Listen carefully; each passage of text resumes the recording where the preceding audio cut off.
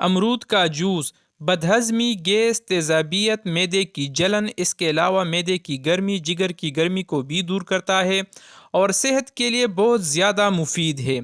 और जब हम अमरूद का जूस बनाते हैं तो अक्सर इसका जो कलर है ये काला पड़ जाता है। तो इसका हल भी मैं आपके लिए लाया हूँ। इसमें हम एक सीक्रेट चीज़ शामिल करेंगे जो सेहत के लिए भी बहुत ज़्यादा मुफीद है और शामिल करने के बाद इसका कलर भी बिल्कुल ख़राब नहीं होगा। बिस्मिल्लाहिर्रहमानिर्रहीम, अस्सलाम वालेकुम वरहमतुल्लाहि वबरकातुहू। मैं हूं इरफान अली और मैं आपको इरफान अली फूड सीक्रेट्स में खुशामदीद कहता हूं। दोस्तों, आज मैं आपके साथ अमरूद जूस की रेसिपी शेयर करूंगा जो इंशाल्लाह आपको बहुत ज़्यादा पसंद आएगी। तो चलिए फ्रेंड्स, वीडियो को स्टार्ट करते हैं। यहाँ पर मैंने अमरूद लिया है, तकरीबन 5 अदद अमरूद हमने लिए हैं। इसको हमने 2 से 3 मरतबा अच्छी तरह से धोया है।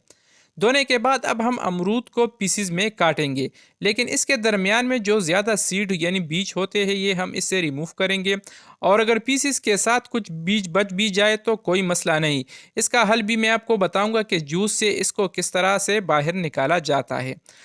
दोस्तों, अमरूद का जूस मैदे के लिए बहुत ज़्यादा मुफीद है, इसलिए इस रेसिपी को घर में एक बार ज़रूर ट्राई करें। इंशाल्लाह एक बार बनाने के बाद आप इसको बार बार बनाओगे, क्योंकि इसका जायका भी बहुत ज़बरदस्त होता है और सेहत के लिए तो एक अनमोल तोहफ़ा है। तो अल्हम्दुलिल्लाह अमरूद को हमने पीसीज में काट लिया है और अब बारी आती है इसे ग्राइंड करने की। तो यहाँ पर हमने एक जूसर जिग लिया है, इसमें अब हम सारे अमरूदों को शामिल करेंगे। अमरूद ऐड करने के बाद अब इसमें जो हम एक ख़ास यानी सीक्रेट चीज़ ऐड करेंगे वो है पुदीना। पुदीना वैसे भी सेहत के लिए और ख़ासकर मैदे के लिए बहुत ज़्यादा मुफीद है। तो जब अमरूद और पुदीना एक दूसरे के साथ मिल जाए तो ये आपके मैदे में बिल्कुल एसी चलाएगी, क्योंकि ये इंतहाई ही ठंडक पहुंचाती है मैदे को और भी इसके बहुत ज़्यादा फ़ायदे हैं। इन सारी चीज़ों को शामिल करने के बाद यहाँ पर हमने थोड़ा सा काला नमक इसमें शामिल किया है। अगर आपके पास काला नमक ना हो तो आप सिंपल घरों में जो नमक यूज़ करते हो उसको भी आप इसमें शामिल कर सकते हो। 2 बड़े साइज़ के लेमन हमने लिए हैं, इसका बीज हमने निकाल दिया है और इसका जो रस है ये हमने जूस में शामिल किया है। इन सारी चीज़ों को शामिल करने के बाद अब बारी आती है चीनी की। यहाँ पर हम 3 चम्मच चीनी इसमें ऐड करेंगे। चीनी का मिकदार आप अपने मर्ज़ी के हिसाब से भी इसमें कम या ज़्यादा शामिल कर सकते हो। थोड़ा सा बर्फ़ भी हम इसमें ऐड करेंगे और तकरीबन 1 गिलास यहाँ पर हम सादा पानी इसमें शामिल करेंगे।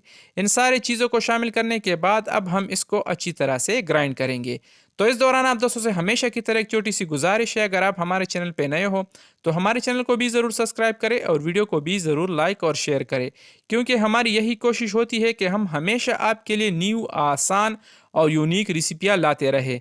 तो अल्हम्दुलिल्लाह इसको बिल्कुल अच्छी तरह से ग्राइंड करने के बाद आप इसे देख सकते हो, इसको हमने अच्छी तरह से मिक्स किया है और मिक्स करने के बाद अब हम इसको छानेंगे। अच्छा, जो बीज इसमें बाकी रह गए हैं छानने के बाद वो भी इससे अच्छी तरह से निकल जाएगी इंशाल्लाह। दोस्तों, गर्मियों में अमरूद, लेमन और पुदीने की जो जूस है यानी जो शरबत है इसको ज़रूर बनाया करें, क्योंकि ये सेहत के लिए भी बहुत ज़्यादा मुफीद है और जायका भी इसका बहुत ज़बरदस्त होता है।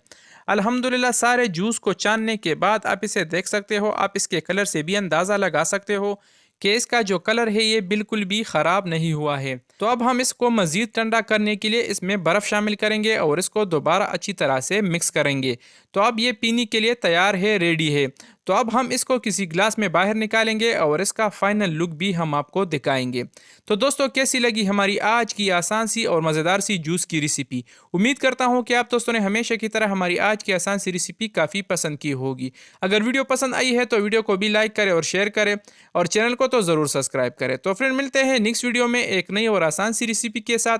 तब तक के लिए अपने दोस्त, अपने भाई इरफान अली को दीजिए इजाज़त। जहाँ रहे खुश रहे और हमें अपनी कीमती दुआओं में ज़रूर याद रखिए। अल्लाह हाफिज़।